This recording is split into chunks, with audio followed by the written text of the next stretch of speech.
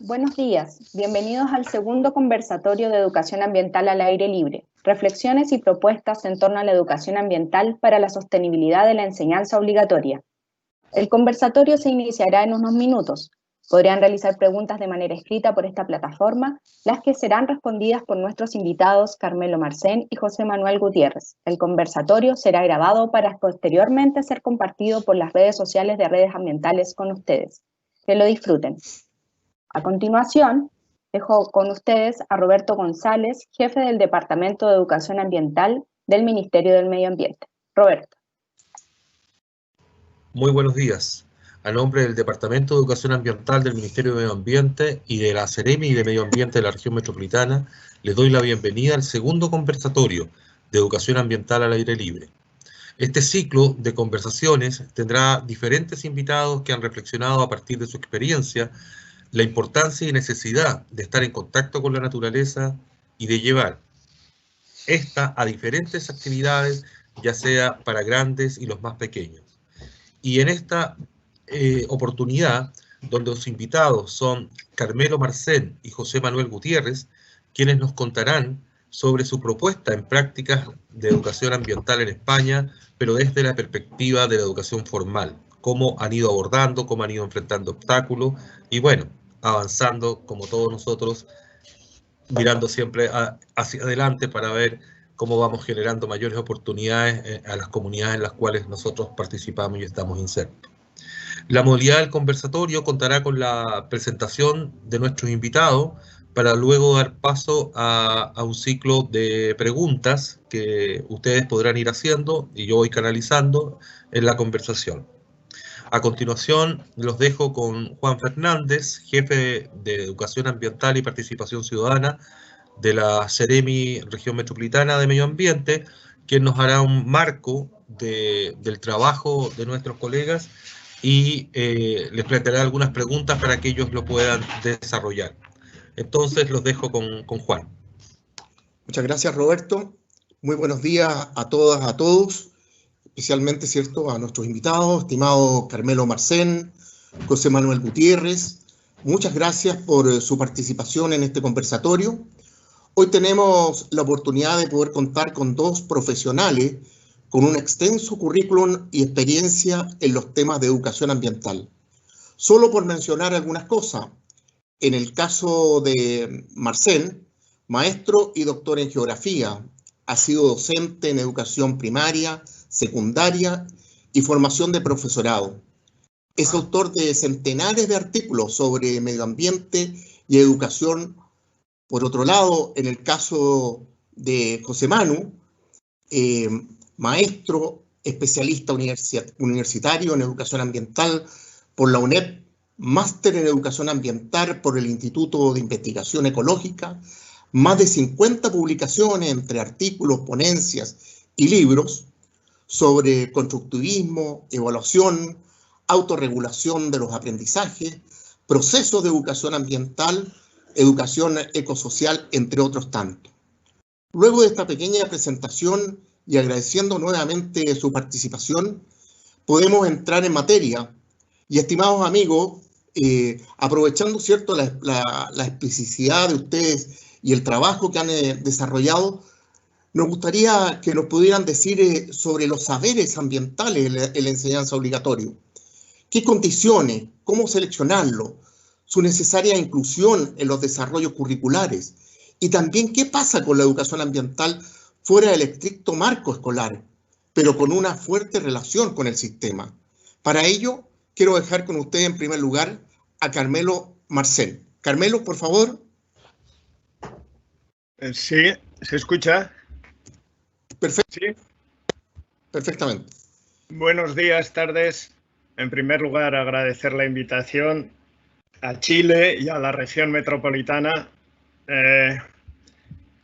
Es un placer estar aquí y conversar con personas que tienen intereses parecidos a los que tenemos nosotros, aunque estemos separados tan lejos en el espacio. De lo que dice Juan, hablar de saberes, lo que en concreto voy a intentar exponer, conversar, participar, son simplemente conjeturas, porque en esto de la educación ambiental se complican las cosas cada día. Son reflexiones personales tras varias décadas de dedicarnos a esto, reflexiones que quiero compartir para hablar de ellas después. No sin antes decir que en ningún caso son verdades absolutas y que cada cual, habrá muchos profesionales de la educación, va construyendo su desarrollo profesional en torno a las dificultades que se le presentan. Entonces, hablar de los saberes ambientales me genera multitud de dudas, ¿no? Ahora estamos en periodos de dudas e incertezas porque hay algo... Sin embargo, hay algunas cuestiones que voy a exponer para que luego hablemos sobre ellas.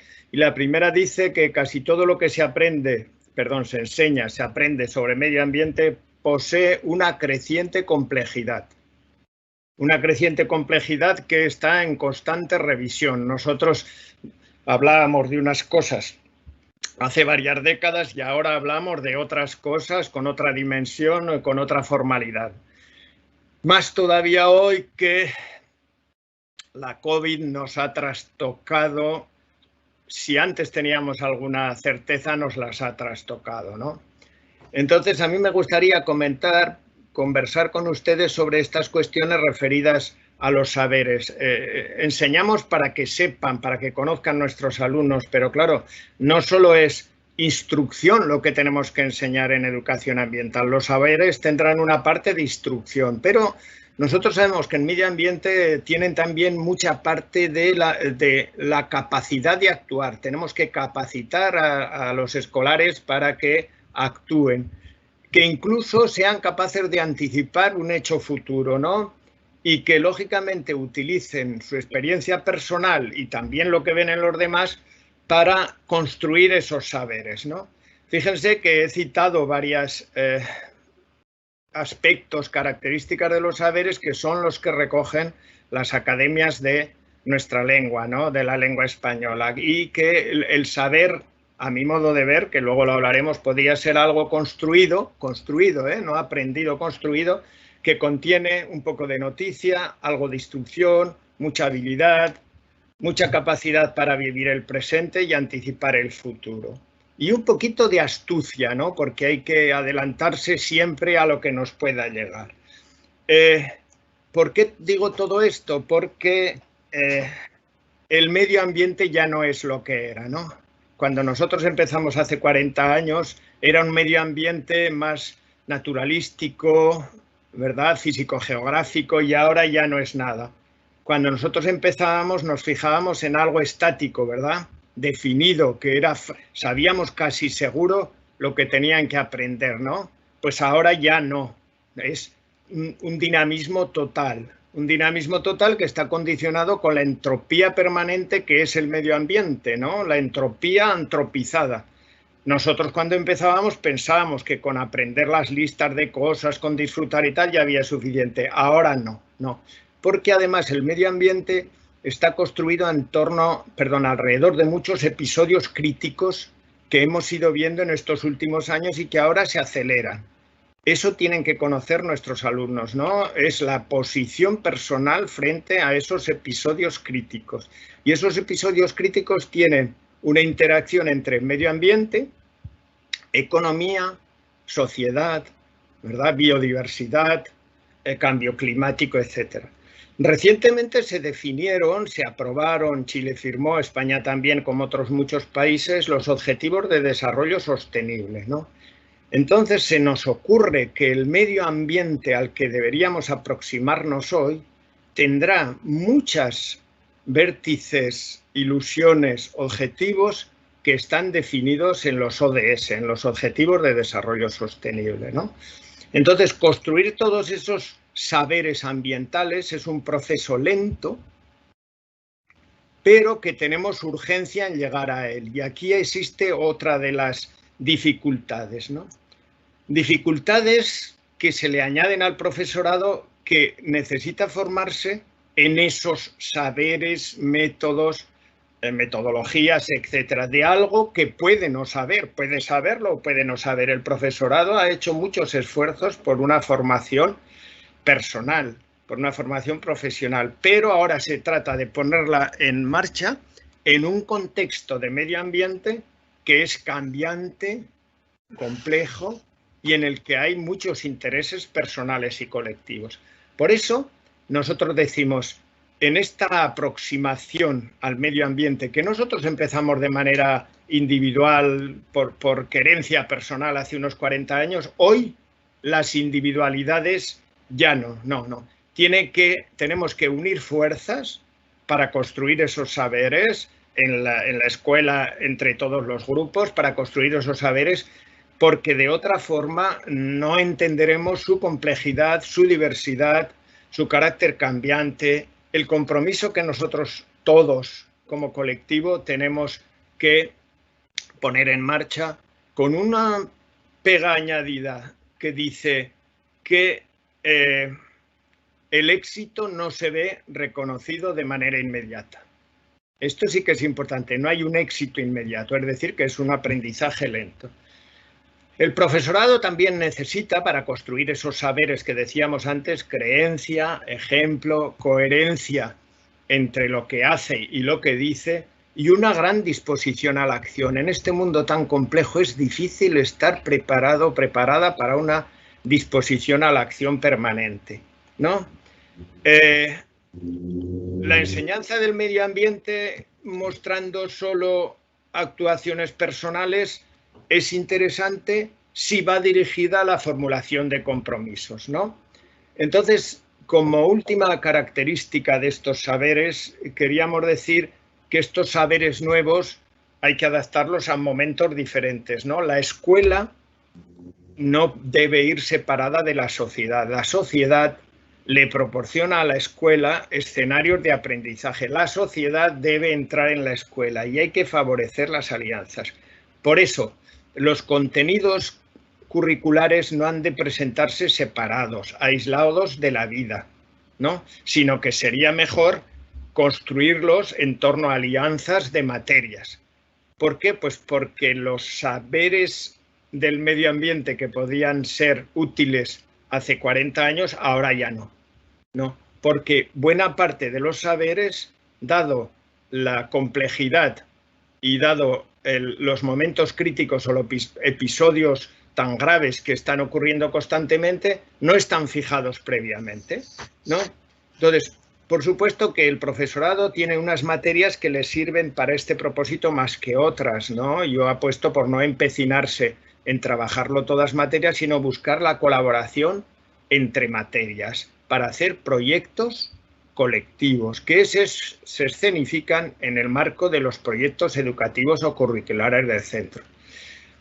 Desde aquí, ahora que ya no doy clase en el instituto, les animo a cuestionar los contenidos. Los contenidos, que no sé cómo serán ahí en Chile, aquí en España, merecen una lectura crítica para separar lo que se adapta al medio ambiente que debemos ver hoy a lo que era antes, ¿no? Y que prime más aquellos saberes que afectan a la dinámica relacional entre medio ambiente y sociedad.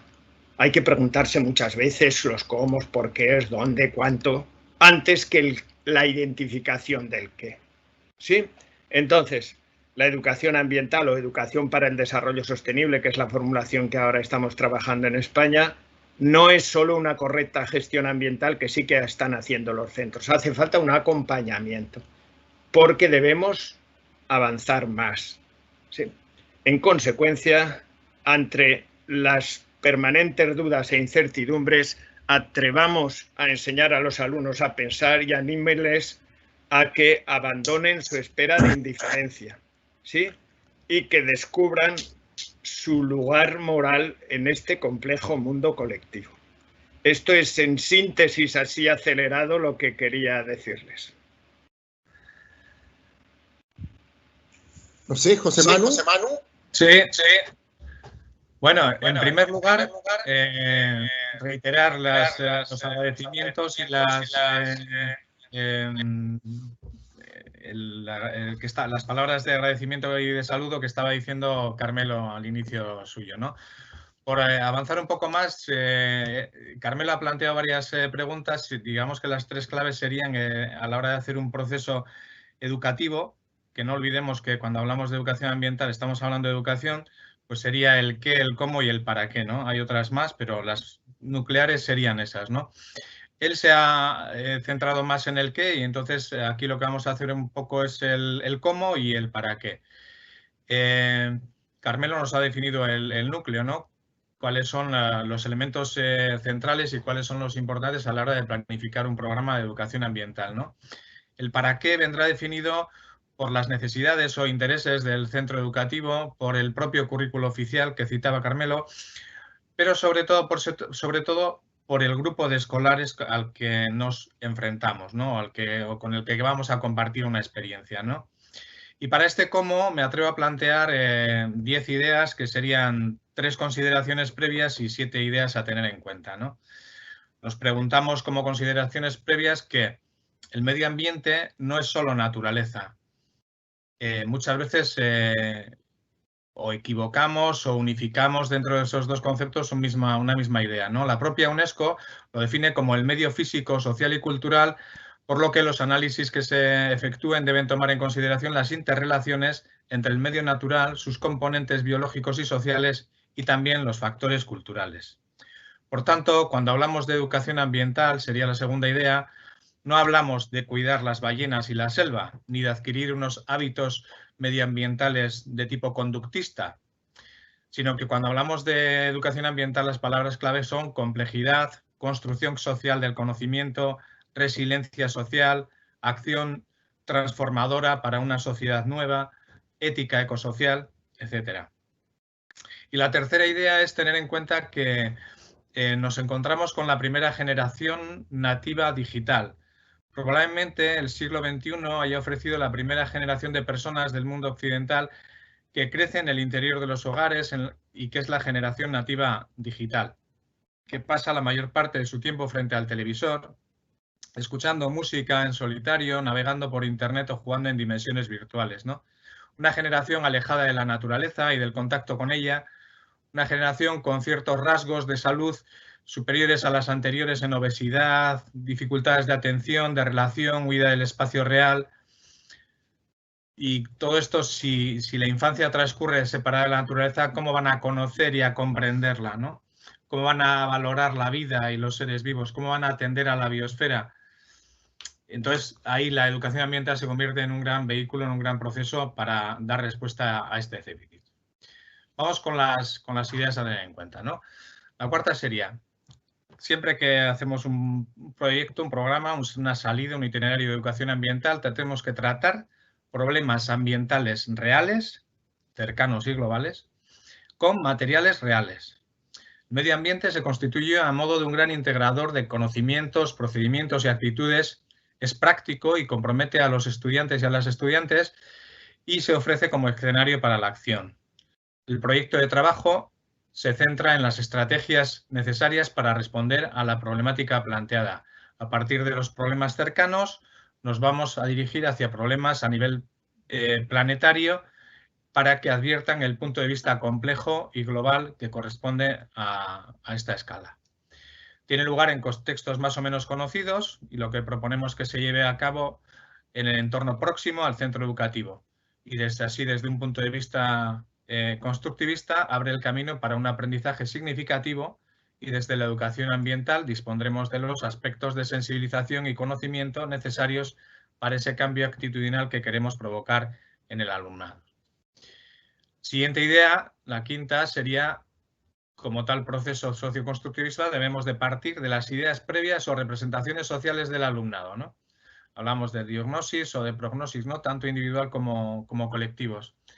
Investigarlas, descubrir dónde hay errores conceptuales, cuáles son los conocimientos bien estructurados, qué información nos va a ayudar a reajustar la información previa, ¿no? La programación que hemos hecho. El azar y la incertidumbre, y más en contextos como el actual, ¿no? de pandemia, deben de formar parte de las programaciones, ¿no?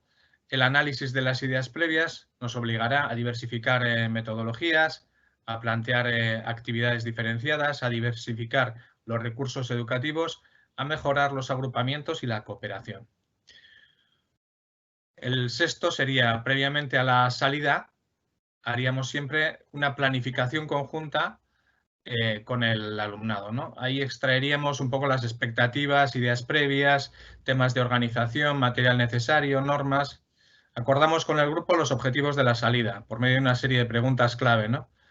Al tiempo se organiza a partir del alumnado la anticipación de acciones, de elementos de planificación, y a lo largo de la secuencia vamos midiendo y valorando el nivel de consecución de lo previsto, ¿no? En la salida el trabajo es en grupo, siempre es en grupo. Entonces tiene que haber un reparto de tareas, de papeles, darse cuenta de que hay un objetivo común, un producto común, y es imprescindible garantizar que el alumnado construya una representación mental de los objetivos del itinerario, que asuma tales objetivos y que el producto final solicitado planifique las acciones y prevea los resultados, que comience a interiorizar los criterios de evaluación que se aplicarán en el proceso y finalmente que todos esos aspectos se acuerden con el profesorado o los guías implicados, ¿no? El punto séptimo sería tipos de salidas o itinerarios. Pues bueno, tenemos multitud, ¿no? Interpretación de paisaje, estudio de ecosistemas naturales o de ecosistemas parcialmente modificados o sistemas urbanos, visitas a instalaciones como pudieran ser las plantas depuradoras de aguas, museos especialistas, mercados. Como complemento se pueden utilizar actividades de laboratorio y sobre todo actividades o dinámicas de reflexión y de explicación mutua. Como octavo punto sería analizar el papel del ser humano y el del sistema económico en la problemática de estudio. Si convenimos que la causa de la crisis ecosocial es el metabolismo de la economía industrial, de la actividad económica o del sistema económico hegemónico, entonces, ¿cuál es su impacto en los océanos, ¿no? O en la selva, o en las marismas, o en el mercado, o en el supermercado? ¿Cuáles son sus consecuencias? ¿Hay otras maneras de actuar? El punto 9 sería, necesitamos siempre actividades de reflexión y de acción, ¿no? Para que la reflexión es importante favorecer un escenario dialógico donde el grupo piense sobre qué hemos aprendido y qué conclusiones hemos obtenido. ¿Qué conexión hay con otros problemas ambientales que conozcamos y que igual hemos trabajado otras veces? ¿Qué experiencias y acciones se están llevando ya a cabo para solucionar este problema? Y para la acción siempre planteamos desde la experiencia de algunos y algunas 3 preguntas, ¿no? ¿Qué se puede hacer? Esta pregunta nos sitúa en un marco amplio y fundamentalmente son propuestas que no están a disposición del alumnado, ¿no? En general, a nivel planetario, se trata de propuestas dirigidas a gobiernos, empresas, el famoso que el gobierno haga, compromiso personal y grupal es mínimo, aunque puedan aparecer propuestas de los siguientes niveles. El siguiente nivel sería ¿qué podemos hacer, no? Esto nos sitúa en un ámbito cercano, dentro de los colectivos cercanos, ¿no? Son ideas y propuestas que están en manos del grupo, que al plantearlas no comprometen demasiado, pero que sería bueno llevarlas a cabo, ¿no? Son propuestas para hacer en la escuela, para hacer en el barrio, en la familia, en el municipio. Ideas como campañas, protocolos, estrategias, foros con las municipalidades, limpiezas de ríos, de bosques, acciones directas, pero en clave de ideas, ¿no? Y la tercera ya es el nivel máximo de acción, ¿no? ¿Qué es lo que vamos a hacer? Pues es la pregunta que nos sitúa en el umbral de la acción, buscando la implicación individual y colectiva en un compromiso de alto nivel ético, ¿no? A partir de las ideas obtenidas en la pregunta anterior, pues damos paso a la acción, ¿no? Como por ejemplo, adquisición de compromisos y responsabilidades que se escriben dentro de un decálogo, limpieza de ecosistemas, construcciones, pues de nidos, comederos, de refugios, campañas de sensibilización, cartas o interpelaciones o, bueno, cantidad de acciones de las que ya conocéis, ¿no? Como último punto, y siempre lo dejamos como último, pero no es último, sino que es transversal a todos los que hemos visto, estaríamos hablando de la evaluación formativa y de la educomunicación, la autorregulación y la corregulación de los aprendizajes y la regulación de la enseñanza, ¿no? La función de ese aspecto es comprobar los procesos realizados en el proceso programado de enseñanza-aprendizaje, cómo se han interiorizado los nuevos conocimientos, cómo lo han relacionado con lo que tenían de antemano, cómo si se han dado o no avances en las mejoras de actitudes, El proceso es continuo a lo largo de la secuencia y como docentes nos va a permitir ajustar la programación en todo momento, ¿no? Bueno, estos 10 puntos en 10 minutos, como observarán, son tan solo 10 pinceladas dentro de una gran obra maestra a pintar, pero puede favorecer reflexiones más profundas y complejas acerca de la propia educación ambiental, del cómo y del para qué. Muchas gracias. Muchas gracias. Quedamos a vuestra disposición. Sí. Hay algunas consultas. Contarles que igual tenemos una audiencia de todo lo largo de nuestro país, como ustedes deben saber, de norte a sur.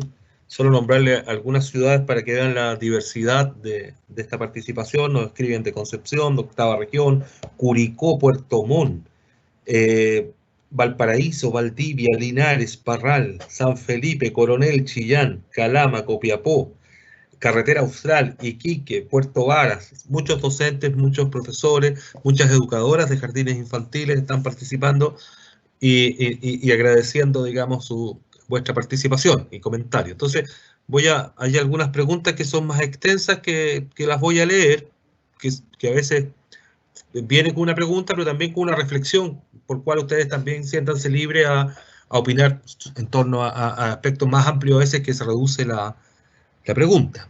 Les cuento, aquí les comentan algo. Dice, el currículum nacional en Chile es bastante bueno y habla de transversalidad, pensamiento crítico, etc.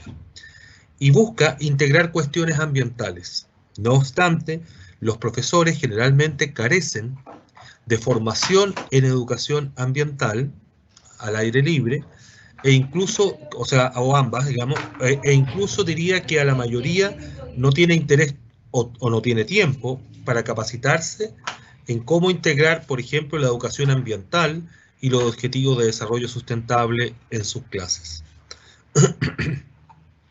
Se siente a veces que lo ven como otra asignatura y no ven, y no lo ven porque, disculpen, porque incorporarla como por ejemplo, profesor de matemática, no ven la necesidad de integrarse como el profesor de matemática o con lenguaje en sus clases.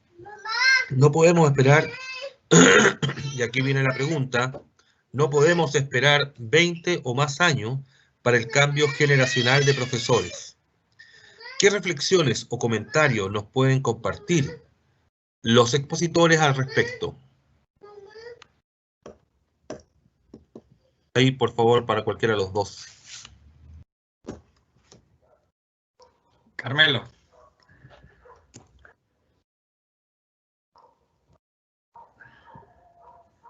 Carmelo, tienes apagado el micrófono, parece. Sí, justamente.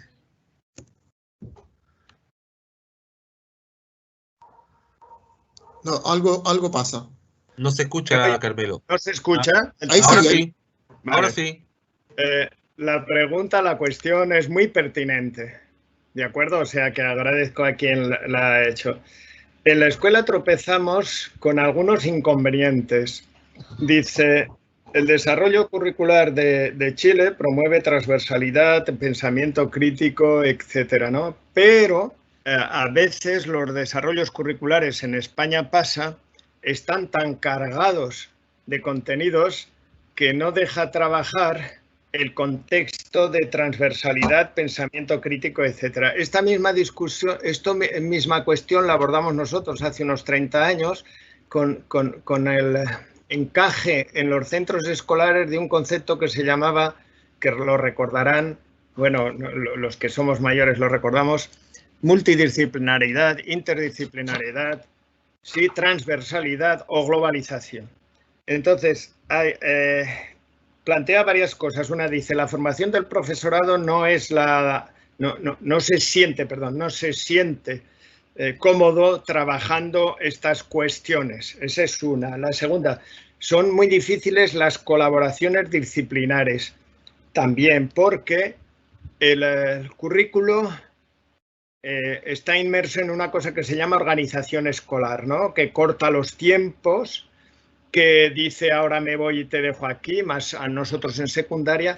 Entonces, para nosotros, para mí personalmente, esto no hay que esperar 20 años a que se solucione, que son más de 20 los que nosotros nos lo preguntábamos ya, sino que solo se lima esta dificultad en el contexto de proyectos colectivos, de proyectos curriculares colectivos que se construyen en colaboración entre varias materias, entre varias personas, el profesorado, la comunidad educativa, y no tienen por qué trabajar lo mismo en cada una de las materias, sino que las materias están al servicio del proyecto.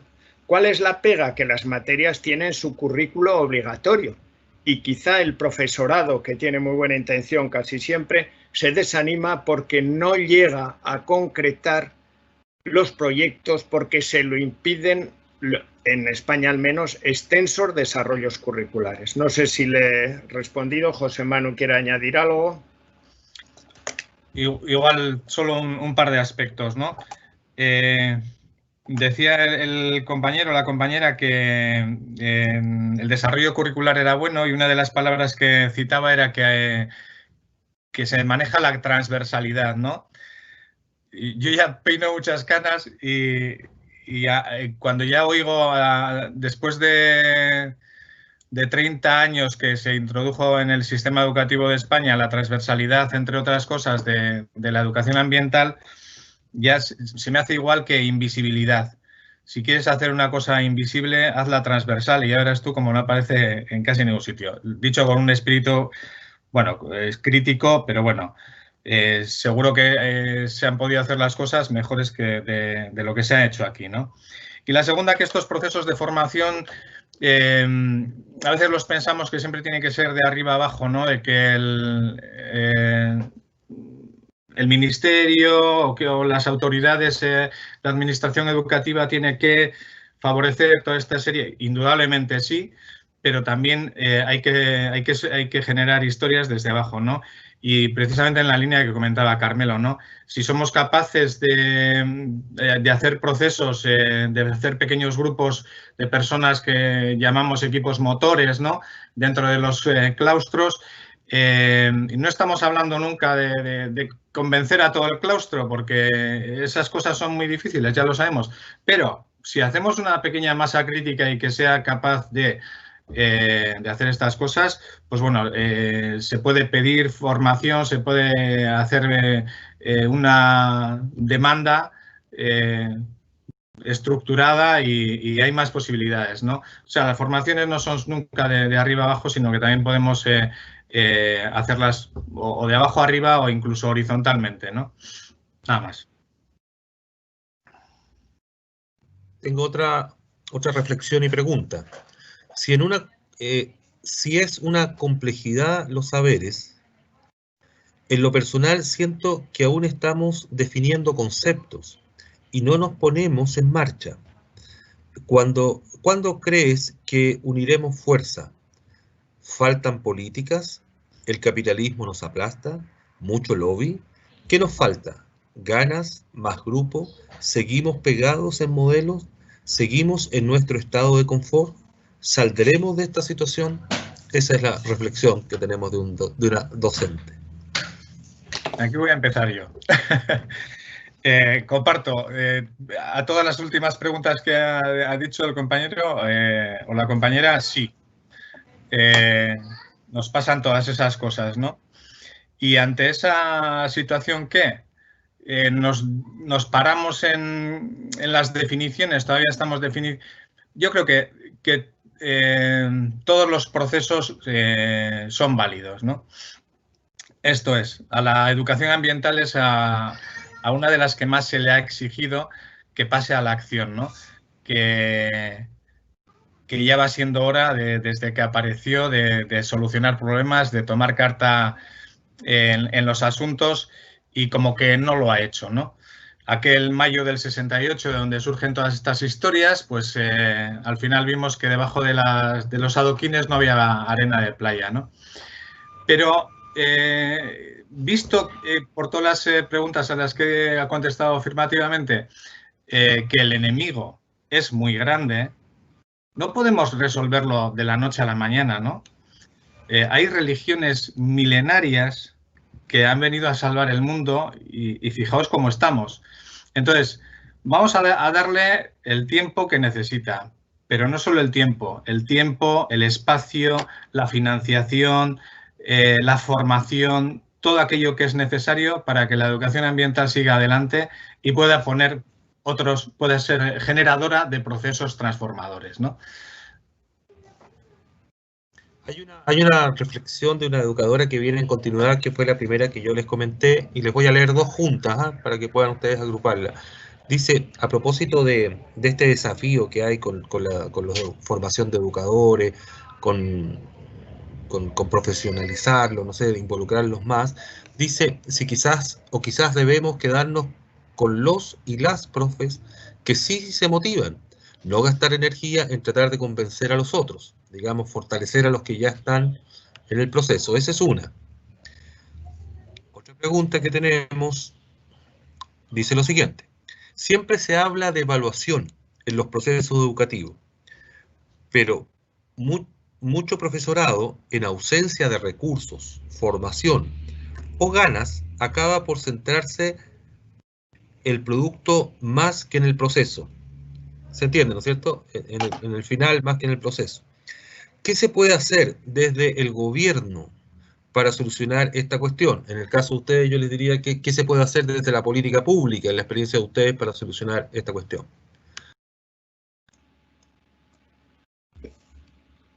Sí. Carmelo, si te parece, te dejo la primera, yo la segunda. Vale. Sí. Desde mi experiencia de 10 años en formación del profesorado, no sabría responder con rotundidad si hay que emplear todas las energías, apoyar, impulsar al profesorado motivado que es capaz de hacer unos proyectos que significan una transformación, que lleva un compromiso de la escuela, que busca el contacto con la comunidad educativa y con la familia, o dedicarse a, entre comillas, tareas de apostolado con aquel profesorado que permanece al margen de estos intereses. Esto que plantea el compañero o la compañera lo tuvimos nosotros también, y entonces en la parte de formación del profesorado que yo estaba, que se llamaban Centro de Formación del Profesorado, decidimos abrir dos líneas de acción.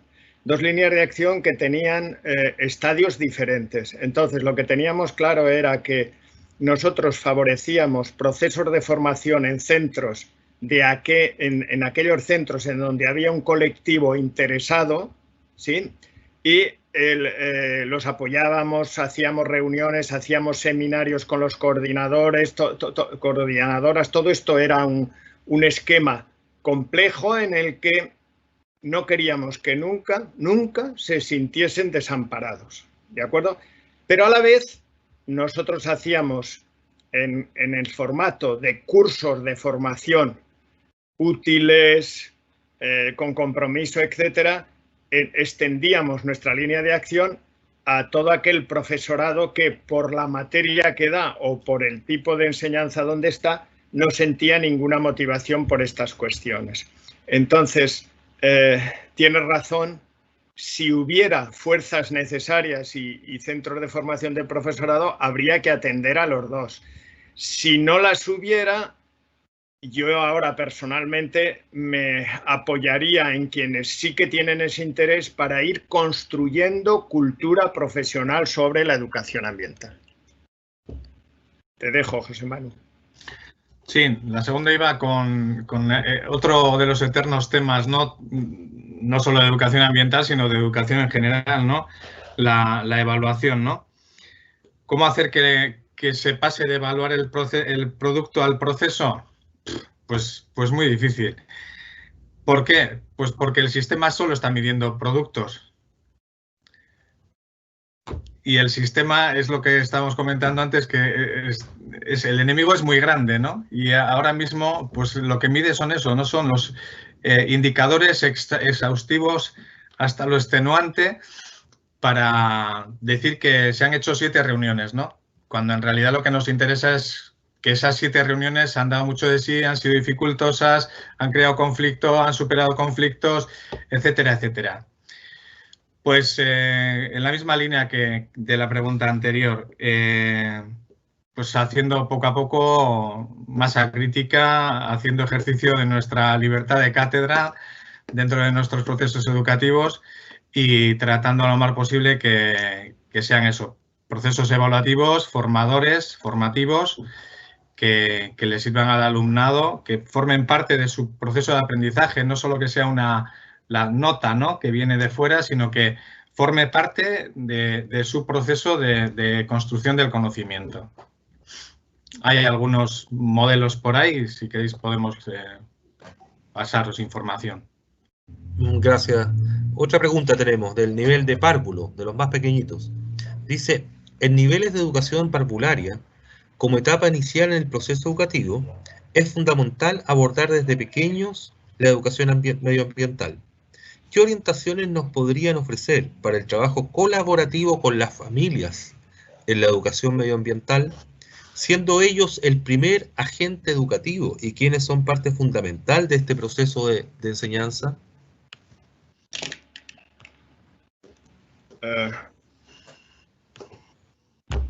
Empiezo, si quiere.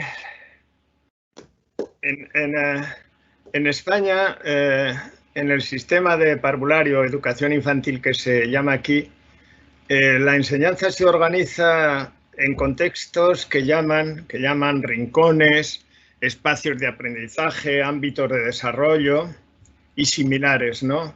Sería deseable que esta organización escolar que prima proyectos colectivos perdurase no solo en el parvulario, sino que pasase a educación primaria, etcétera. Nosotros somos partidarios de la progresiva desaparición de las materias tal cual las conocemos. Estamos seguros en educación primaria, pero a lo que va de educación infantil, en parvulario. Había en Argentina, yo recuerdo, hace 100 años, los centros de interés de Decrolí, que luego se renovaron, etcétera. Los centros de interés, mi sugerencia, no lo llamemos centros de interés, sino llamémosle, si quieren, ámbitos o escenarios de vida, como quieran.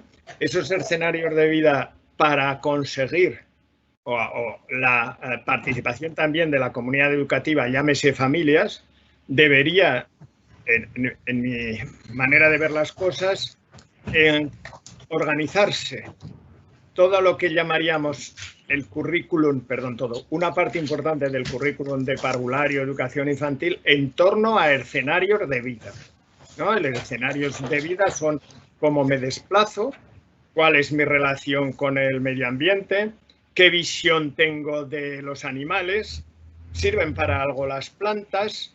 En mi casa existe un protocolo para la gestión ambiental de la casa. El agua constituye un centro de atención en mi casa. Todo de este estilo, ¿no? Y ver la manera de que coincidan los intereses escolares con los intereses familiares. Por mi experiencia, por contacto con el profesorado, las familias en España de educación infantil parvulario y hasta primaria se preocupan de lo que aprenden sus hijos e hijas.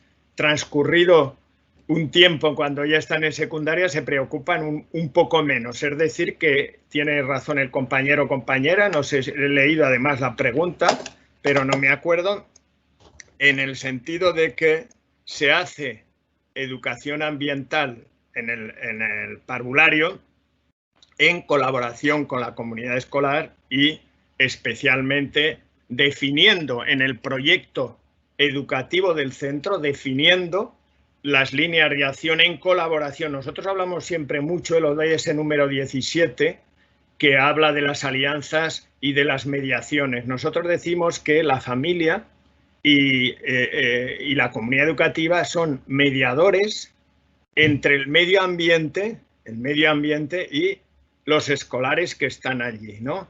Y al revés, el medio ambiente es un mediador entre la familia y los escolares. Entonces, Si en algún lugar es necesario la educación ambiental en colaboración con las familias es cuando se está construyendo 4 ideas básicas que no hacen falta más. De Crowley decía cómo me protejo de las inclemencias, cómo me alimento, etcétera. Traduzcamos ahora esos centros de interés que él llamaba. Entonces, educación infantil debería, y parvulario debería, programar, de acuerdo con las autoridades educativas, una buena parte de su quehacer en un contexto que se llamase escenarios de vida. Yo nada, solo añadir igual una cuña publicitaria, ya que viene la pregunta de la educación de párvulos o infantil. La educación infantil se ha demostrado en las últimas décadas como las más innovadoras dentro de educación. Yo creo que sería precisamente esta educación la que tiene mucho que enseñar a la educación primaria y secundaria y, ¿por qué no?, o sobre todo a la universidad. Estoy muy de acuerdo con ese comentario. Leo otra pregunta. Es importante recalcar que muchas veces los profesores toman la iniciativa de incorporar a los escolares en actividades de educación ambiental y se motiva a llevar a los alumnos a una experiencia al aire libre. No obstante, cuando llegan a los centros de educación ambiental, prácticamente entregan al grupo para que el personal de educadores o monitores del centro desarrollen el programa, pero en cierta forma ellos se desconectan y les cuesta engranar los contenidos educativos que se ven en aula, en clase, con esta experiencia al aire libre. Pueden ser muy enriquecedoras. La invitación es que se aboquen y coordinen con los centros para estas visitas ayuden a los objetivos. Eso lo he escuchado muchas veces en comentarios, que es fundamental que el docente también se incorpore en esa práctica, porque si no la transferencia no necesariamente está garantizada a veces por los monitores que están en los centros. Les voy a leer otra pregunta para que ustedes esa la tengan presente y podamos ya ir avanzando. Desde un nivel nacional nos preguntan, ¿cómo se podría evaluar el aprendizaje, cambios de conducta? Disculpen, tengo a mi nieto acá que no reconoce el espacio del teletrabajo, pero ya ahí va a jugar a otro lado. Desde el nivel nacional, ¿cómo se podría evaluar el aprendizaje, cambios de conducta? ¿Hay alguna experiencia en España? Respecto al currículo, ¿cómo debiera abordarse? ¿En forma transversal? ¿Con talleres extraprogramáticos? ¿O debemos avanzar como Italia, integrar asignaturas específicas? De la misma persona, solo para cerrar, ¿qué capacidades específicas se requiere fortalecer en los distintos actores del proceso educacional, directivos, docentes, etcétera? Ahí lo dejo. Vale, ahora igual lo hacemos al revés, Carmelo. Voy a por la primera. Es que he estado trabajando en un centro de educación ambiental durante 11 años donde los docentes y las docentes venían con sus grupos allí. Les decimos, conozco centros en los que pasa el problema que comentaba el compañero. ¿Qué tenemos que hacer? Lo primero que tenemos que hacer para que los y las docentes se impliquen es ofrecerles algo directamente a ellas. Ofrecerles algo. ¿Nosotros qué ofrecíamos? Ofrecíamos la posibilidad de, a todo lo que estábamos haciendo con el alumnado, hacer un seguimiento teórico de qué era cada apartado, qué era, para qué era, cómo lo evaluábamos, etcétera, etcétera, ¿no? Hacíamos un proceso formativo con el profesorado, que era uno de los propios objetivos del centro. No solo era dirigido al alumnado, sino también al profesorado. Entonces, ahí yo creo que ya se te abre otro espacio a la implicación, ¿no? De hecho, se trataba de un centro en donde se ponían en práctica innovaciones metodológicas de importante calado y entonces muchos y muchas docentes se veían luego en la tesitura de llevar esas innovaciones al aula, ¿no? Nosotros sí que lo hacíamos en un medio diferente, mucho también en salidas, pero que eran muchas cosas, vamos, todas, porque pensábamos con esa clave, todas las cosas eran extrapolables a un aula, ¿no? A un entorno escolar. Y entonces, en la medida que se ofrece algo de esa formación de la que estábamos hablando antes, ¿no? pero una formación práctica in situ, ¿no?, respecto a lo que se está haciendo y en la que le ofrezcamos espacio, como se ofrecía en este centro, ofrecíamos espacio a que el docente o la docente hiciese las conexiones de conocimientos de ¿os acordáis de cuando estuvimos hablando de esto? ¿Os acordáis que esto lo hemos trabajado en no sé qué? Pues bueno, ese bagaje, esa importancia de la formación, yo creo que sería un buen apartado para buscar esa implicación de la que citaba la pregunta.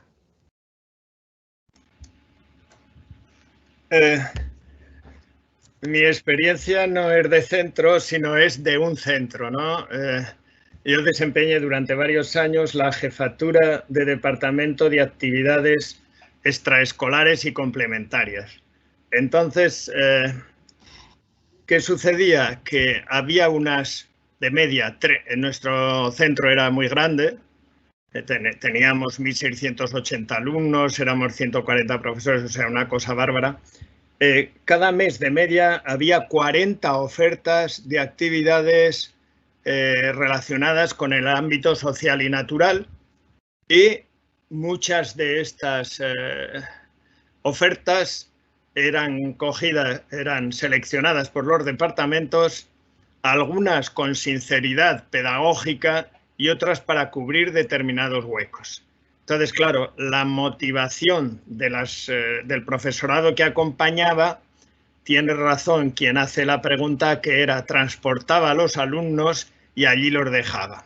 Visto esto, en el departamento se sugirió que cada salida tiene que estar incluida, esto por norma en España, dentro del proyecto educativo, tiene que estar aprobada y nosotros, dentro del Consejo Escolar del Centro, determinamos que cada una de las actividades llevaba un proyecto, sí, que incluía la justificación de por qué se hacía esta salida, un comentario de cómo había resultado y una valoración de cara a seguir desarrollando esta actividad al año siguiente. Entonces, ¿qué sucedió? Que una parte de las muchas que se hacían se fueron reduciendo y otra parte, al contrario, fueron entrando a formar parte de la práctica cotidiana. Eran una parte del trabajo de aula que se hacía fuera del aula. Entonces, como había un interés manifiesto del profesorado por hacerlo, eran tremendamente constructivas, se quedaron consolidadas y el centro incluso tenía su parte, ya digo, desde la jefatura del departamento de extraescolares y complementarias, su ayuda al desarrollo de colaboración al desarrollo de estas profesoras y profesores que lo hacían, ¿no? Entonces, así se eliminó el que llegasen, me imagino que habrá una persona de algún centro de educación ambiental o por el estilo, que llegan, aquí te los dejo.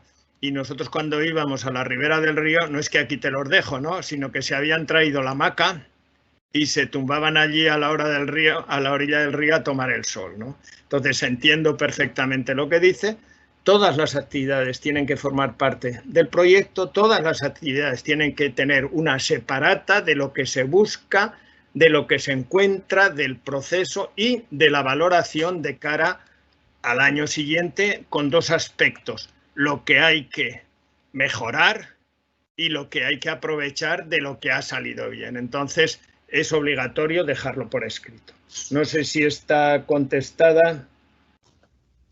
Los aprendizajes y el cambio de conducta. Esto es muy difícil, ¿no? Introduzco aquí, a ver, el desarrollo de determinadas actividades no asegura el cambio permanente de actitudes que se conviertan en hábitos, porque las conductas manifestadas en la escuela pueden ser diferentes a las que el individuo realiza fuera de la escuela, ¿no? Entonces, claro, es muy difícil evaluar, lo comprendo, ¿no?, valorar mucho más, poner una nota, porque fíjense, cuando se hizo una reforma educativa en España hace unos 30 años, más o menos, las conductas, o llamemos actitudes, valores, normas, etcétera, ¿no?, tenían una puntuación y quienes dudábamos a la hora de poner la puntuación manifestamos nuestra incomodidad por tener que puntuar esto. ¿Qué hacíamos? Que para solventarlo utilizábamos distintas estrategias para la lectura de las conductas. Además, las estrategias eran complementarias y tenían formatos diferentes. Buscaban cosas de distintas maneras y a veces buscaban cosas diferentes. Sociogramas, cosas por el estilo, ¿no? Escalas de actitud, diferenciales semánticos y al final lo que sí debo decirle que era un trabajo enorme y no puedo asegurar que todo lo que sacábamos de allí sirviese individualmente, pero sí que estábamos seguros de que para una lectura de la conducta del colectivo sí que nos servía. Muchas gracias. Les voy a leer varias preguntas en el marco también de lo que nos parece muy positivo, respetar el derecho de participación en términos de que nuestros participantes puedan ver que sus preguntas son hechas.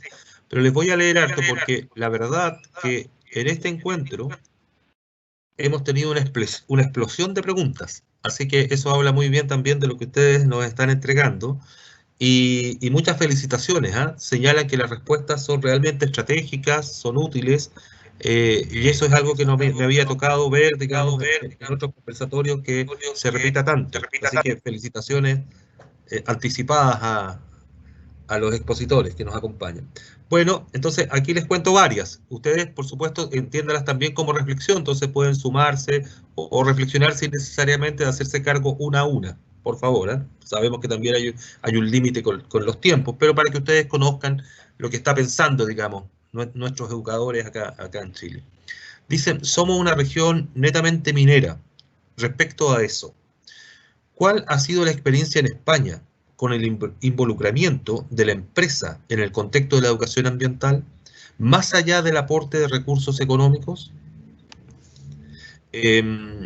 Bueno, hay una reflexión de un jardín infantil. Dice, un jardín infantil puede generar experiencias integrales a través de proyectos en constante búsqueda de promover una cultura medioambientalista. La naturaleza y los entornos son considerados un gran laboratorio de aprendizajes significativos y trascendentes para la vida. Incluir en el PI, en el proyecto educativo institucional que tiene cada institución educativa, de la escuela o jardín, la temática ambiental también sería muy importante. Extender estas estrategias al hogar. Aquí tenemos una pregunta, dice, ¿de qué manera se puede fortalecer la educación ambiental en una comunidad educativa que solo tiene una mirada subjetiva? Fíjense en esta, la diferencia que hace, una mirada subjetiva y no constructivista, como ustedes lo han dicho, en un tema que tiene mucha importancia en la sociedad.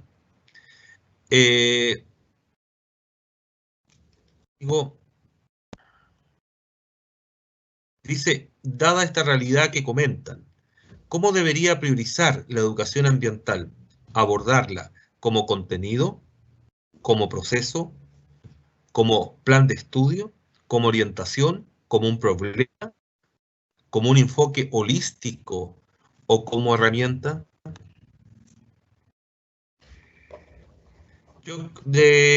Se los dejo ahí. Después les leo otras para no cargarlos tanto y no se pierda el hilo. Pero también, más que preguntas, a veces son reflexiones, así que los invito también a ustedes ahí a sentirse libres.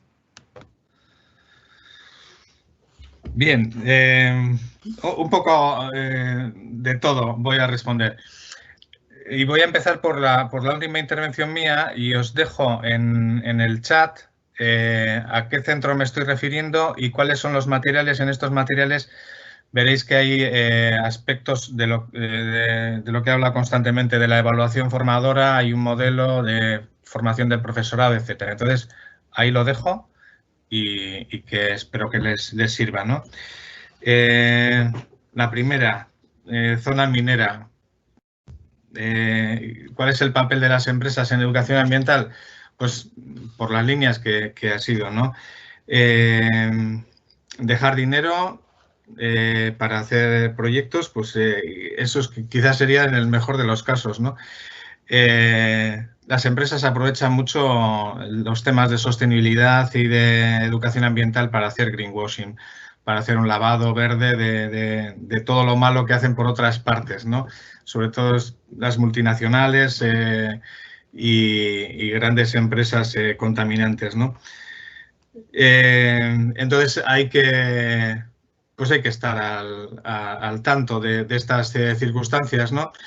Evidentemente, Carmelo cita mucho el ODS 17, ¿no? Hablando de alianzas, y es indispensable tener que hacer alianzas, ¿no? Y ahí pongo esto, ¿alianzas con quién? ¿Con todos y con todas? ¿Con los que tienen una actitud más crítica hacia lo que se está haciendo en este planeta?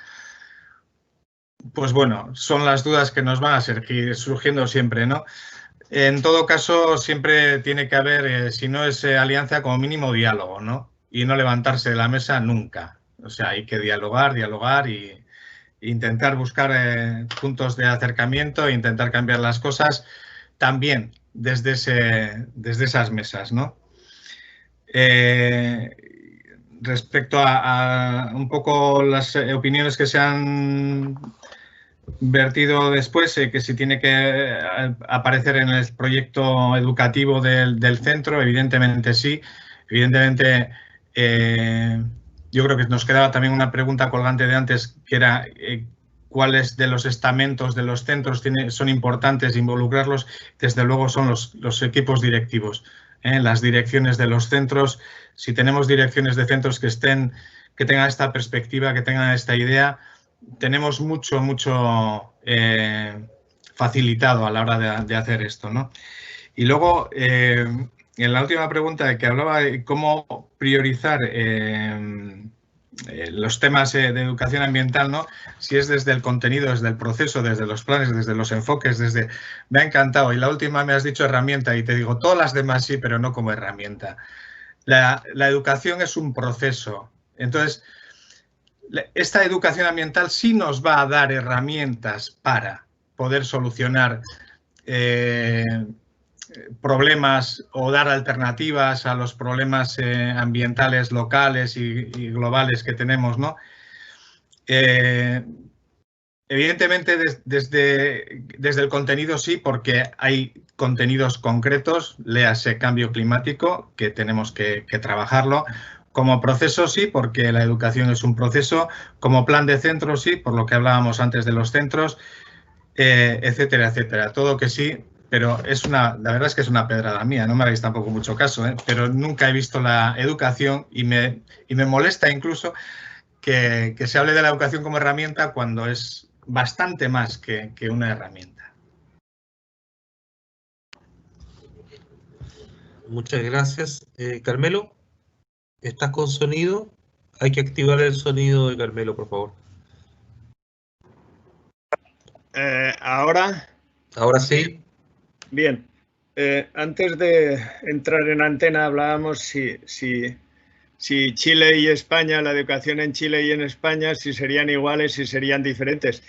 Yo agradezco todas estas preguntas de los compañeros y compañeras porque me parece que estoy hablando de España también, ¿no? Entonces, no. Sí, recorremos, quienes tenemos interés, recorremos caminos parecidos, ¿no? En el concreto, paso rápidamente porque José Manu ya ha comentado algunas cosas. La empresa, bueno, nosotros sabemos que las empresas, en concreto alguna multinacional relacionada con el petróleo, hacía unas campañas problemáticas, vamos a decirlo así, que originaron que de mi instituto los echásemos, ¿no? Porque claro, cuando estaban produciendo, vamos a decirlo en forma suave, esas alteraciones en Latinoamérica, etcétera, que vinieran a contarnos poesía, pues la verdad no, ¿sí? Entonces van a su beneficio personal y se están lavando la cara, aunque hay que decir que últimamente como ayudas de aquí de la Unión Europea, etcétera, están relacionadas con programas de educación ambiental y se los leen, pues están modificando un poquito determinadas posturas y se están reverdeciendo. No mineras, porque en España la minería está cerrada casi prácticamente, pero de otras industrias sí. Los proyectos integrados en educación infantil en parvulario deberían ser todo, agradeciendo la intervención de la pregunta. Y luego ha dicho José Manu, es que ahora querría recordar que, como decía, de la complejidad, estamos en un momento tan complejo, con tantas incertidumbres, con tales dificultades que la educación mundial debería plantearse que la educación mundial es un ámbito de lectura crítica de la vida presente avanzando el futuro. Entonces, claro, eso se realiza mejor en el contexto de procesos colectivos que busquen el desarrollo de capacidades compartidas entre el alumnado, el profesorado y la familia, que lleven a compromisos de leer de una manera más crítica lo que está sucediendo en la vida. Si se llama eso procesos, yo pienso que sí, porque proceso es un camino que se recorre y en este caso es laberíntico, ¿no? Pero hoy, con la dimensión, con la caída de los supuestos enormes beneficios de la globalización, con la demostración de nuestra vulnerabilidad y de la fragilidad del sistema que nos está demostrando la COVID, se me ocurre que solo caben en la educación formal el desarrollo de procesos de lectura crítica de lo que sucede a nuestro alrededor y de la implicación personal que tenemos en la búsqueda de caminos alternativos. Gracias. Voy a leerles una pregunta y después sigo también agrupando para que vamos rescatando ahí los sustantivos, pero hay una que incorpora un elemento nuevo que es el tema municipal. Dice, buenos días, desde Cañete, ¿qué importancia de la articulación entre lo planificado por las municipalidades o ayuntamientos para trabajar en conjunto con los centros educativos? ¿Qué acciones se llevan a cabo en algunas ciudades en España en este contexto? Y nos escribe de la Escuela Especial de Lenguaje Bambi de Cañete. Otro comentario.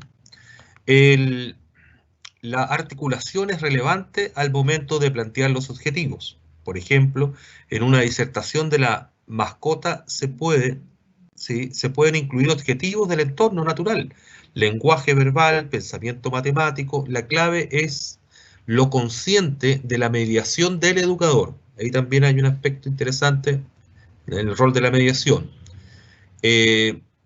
Aquí viene una pregunta que es práctica y creo que en otras oportunidades también hemos tenido el tenor similar. Dice, ¿cómo se financia el centro del que habla el señor Gutiérrez? ¿Qué nos puede compartir respecto al financiamiento de centros de educación ambiental? Muchas gracias por compartir estos conocimientos de forma clara e informada. ¿Cuáles podrían ser otras experiencias innovadoras que se pueden trabajar con los niños y niñas de primera infancia y que ha dado buenos resultados en educación medioambiental? Gracias por la oportuna y precisa respuesta. Gracias, dice, por esta oportunidad de conocer las experiencias y conocimientos que nos comparten los profesores. En Chile, quienes cursamos el programa de indagación científica para la enseñanza de la ciencia, ISEC, Iniciativa de Innovación Pedagógica del Ministerio de Educación, aprendimos a trabajar en equipo y a elaborar proyectos socioambientales. Lamentablemente, por esta crisis sanitaria, quedó todo truncado. Reflexión. Conozco de cerca experiencia una escuela llamada Escuelita Feliz, pues su apuesta curricular es ser feliz. Sin uniforme escolar, los viernes salidas a museos, ciudad, flora, paisaje, etc. Cuando lo escuché, 1. Está claro que las demás escuelas no nos hacen feliz, pero además encuentran apoderados que lo toman cuando los niños están pequeños y desean un cambio de lo que ellos reciben. 2.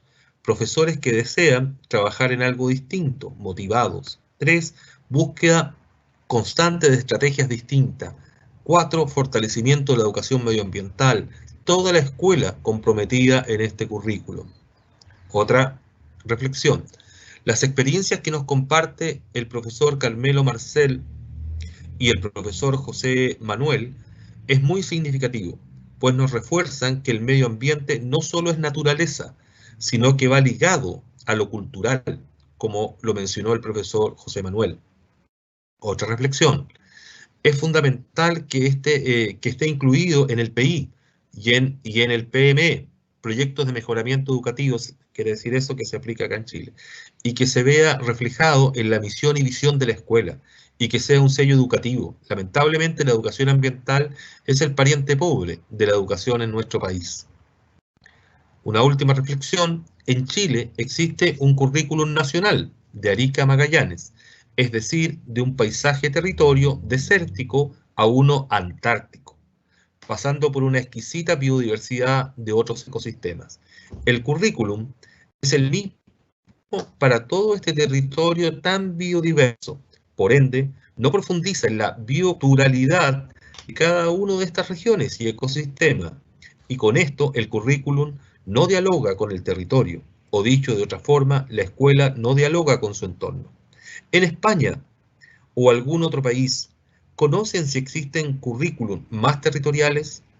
Gracias por el conversatorio, ha estado muy motivador escuchar sus planteamientos, las preguntas de las personas y sus respuestas. Saludos. Y aquí tengo unas cortitas, así que aprovecho de decirle. En Chile falta más conciencia y educación en el cuidado del medio ambiente. Debiera ser incorporado como un ramo, es decir, obligatorio en la educación. Y más preocupación de parte del gobierno. Otra reflexión.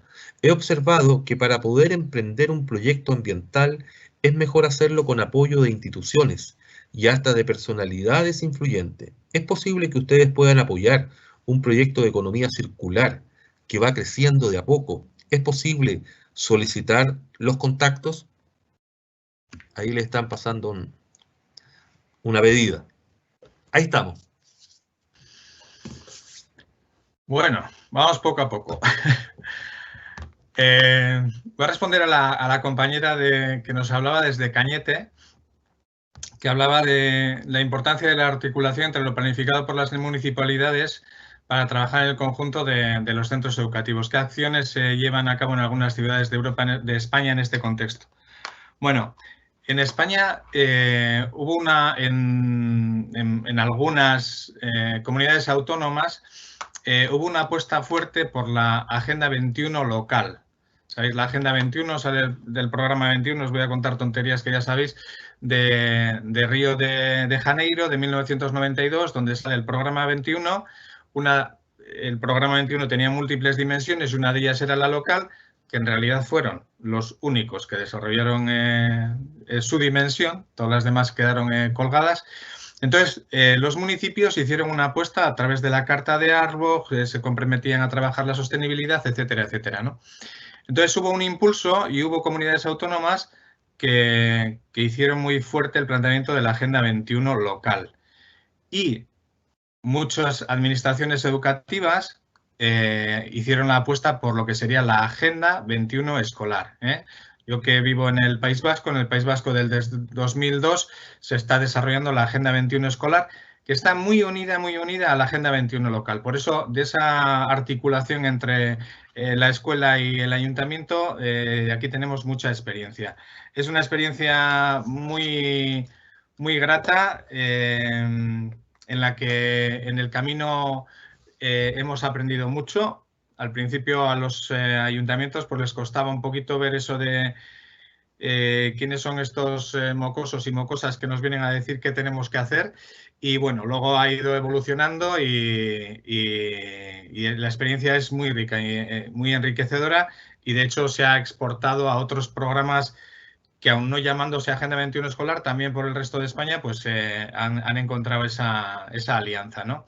Lo que se hace es trabajar en el centro escolar, procurar trabajar dentro de las líneas de acción que estaban trabajando en la Agenda 21 local, y lo que hacemos todavía al día de hoy es un foro escolar municipal en el cual los representantes del alumnado de los distintos centros que estén en la Agenda 21 se juntan, comparten el trabajo que han hecho, extraen respecto a la problemática que han estado trabajando, extraen cuáles son sus compromisos, cuáles son sus responsabilidades y también qué cosas debería de cambiar el ayuntamiento para mejorar a nivel local lo que ellos y ellas han visto, ¿no?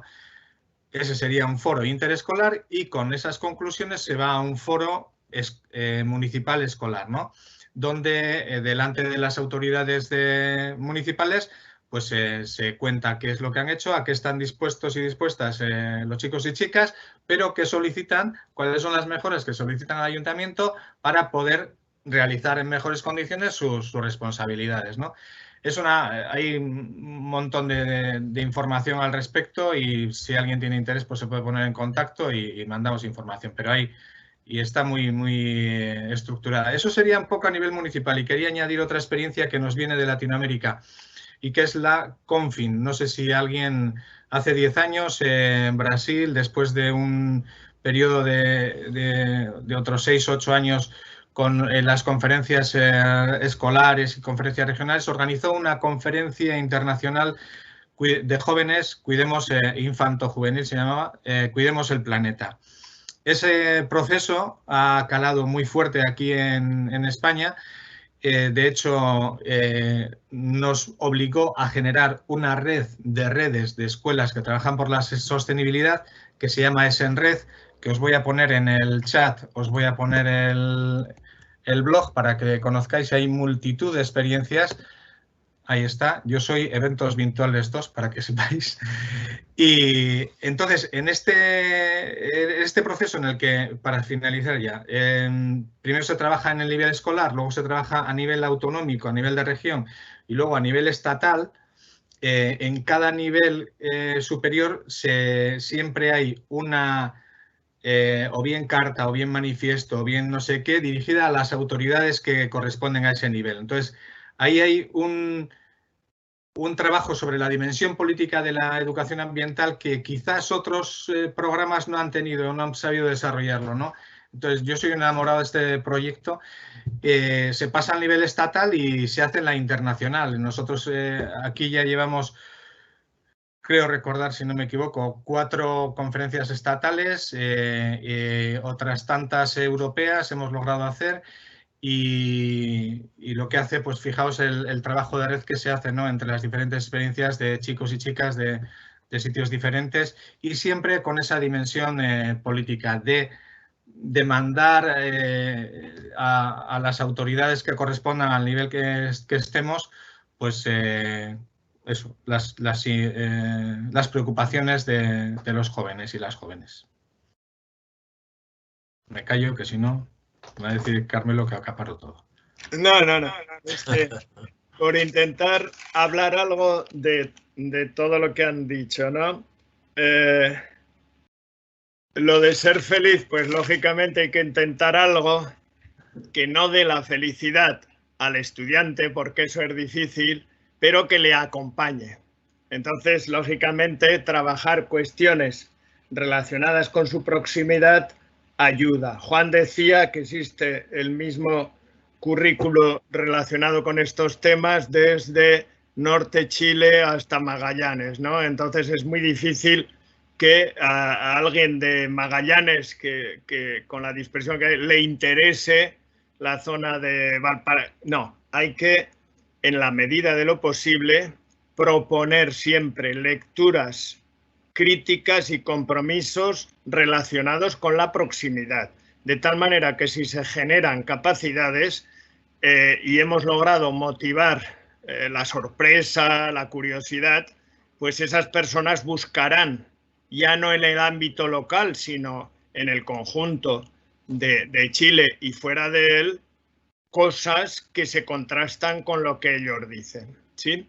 Entonces, sí que existen, contestándoles, sí que existen unas especificidades curriculares para cada una de las comunidades, porque en España el Estado se divide en comunidades autónomas y los currículos los elaboran las comunidades autónomas, unas con más acierto relacionado con el entorno, otras menos. Si esto debería llegar al currículo nacional, ¿no? Es que lo que esto ambiental por la sostenibilidad o el protocolos de escape ante la situación que tenemos, ¿no?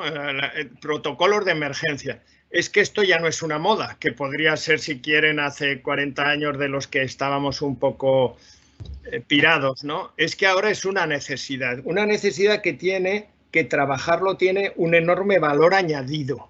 Un enorme valor añadido como educar en la práctica relacionada con problemas de interés colectivo. Un valor añadido social, porque construye sociedad y prepara a la sociedad mejor ante los episodios críticos a los que se va a que enfrentar. Y también un enorme beneficio ambiental, porque se considera el ambiente como una parte, se considera que nosotros somos una parte del ambiente, ¿no?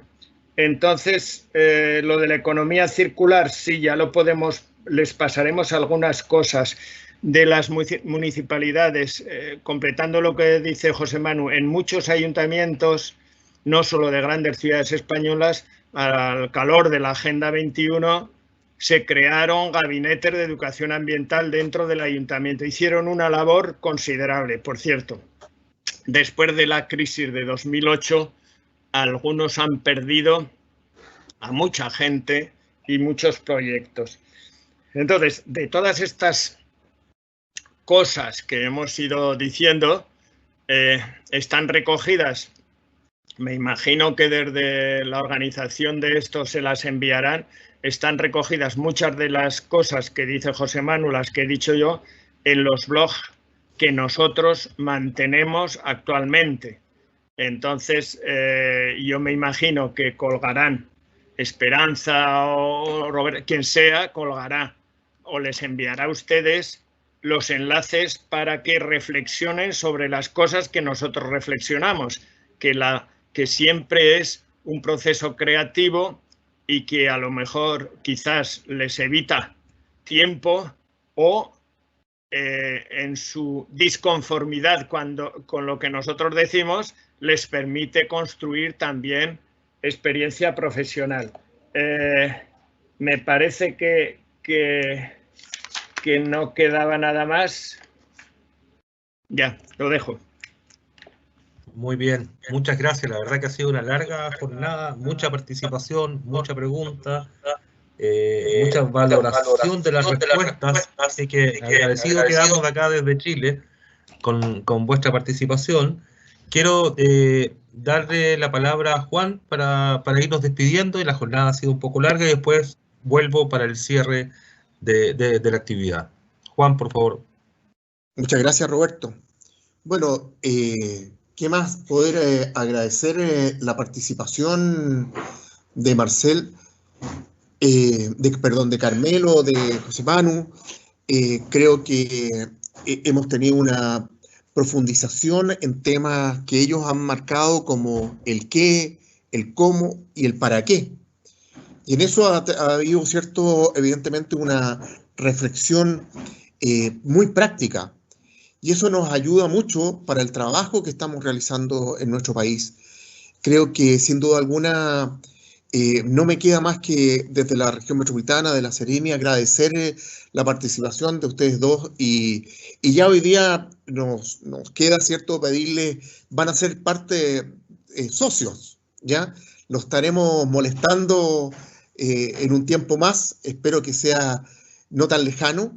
Y también esperando que pasemos pronto esta epidemia que estamos viviendo, para que también sea la posibilidad de que nos pudieran visitar y conozcan, la experiencia in situ en nuestro país. Así que yo, claramente, Carmelo, José Manu, agradecerles infinitamente el trabajo. Ustedes vieron la cantidad de participación de profesoras, profesores que han estado hoy día con nosotros. Se alargó mucho más que en otros conversatorios que hemos tenido y eso demuestra, ¿cierto?, el interés por el aporte y la conversación que hemos tenido. Así que muchas gracias. Roberto. Sí, bueno, ojalá justamente que tengamos más espacios y oportunidades de seguir compartiendo. Los invitamos a ustedes, a Carmelo y a José Manuel, a participar de los próximos conversatorios. Siempre es bueno seguir conectados. La gente ya ha visto los links que ustedes han puesto de las actividades. Seguramente también después la lectura con calma va a generar temas, preguntas, va a abrir espacios, claro. Así que les estaremos informando, estaremos conversando. La idea es que justamente ante problemas planetarios tengamos una red y una alianza planetaria de trabajo conjunto. Creo que estos son los espacios que permiten ir construyendo ese momento.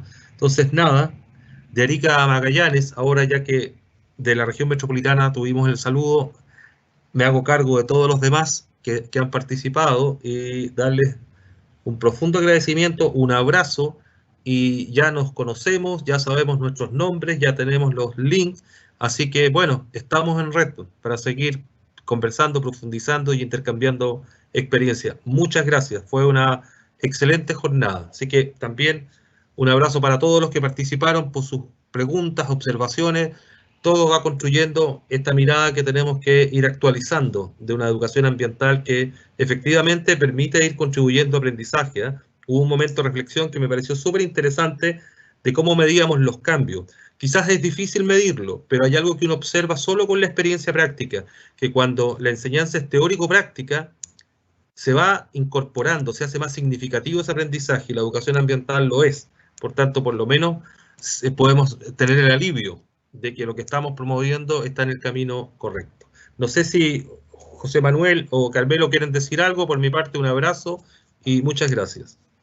Pues lo mismo, ha sido un placer, una gozada haber compartido esta horita y media y encantados de seguir conectados y hasta la próxima. Muchas gracias también a todas las personas que no vemos que están por aquí, pero que han estado preguntando o no han preguntado, pero han estado ahí. Un abrazo a todas y a todos. Simplemente agradecer. En mis clases, mis alumnos empezaban a mirar el reloj, ¿no? Ha sido tan agradable este rato que no he mirado el reloj. Entonces, han sido ustedes quienes nos han incentivado a estar cómodos, con lo cual aceptamos la invitación de Roberto y Juan para seguir leyendo cosas de lo que otros hacen, porque siempre se aprende. Gracias. Un abrazo a todos. Que estén muy bien. Buen fin de semana también. Nos vemos la próxima semana. Chao, chao. Chao.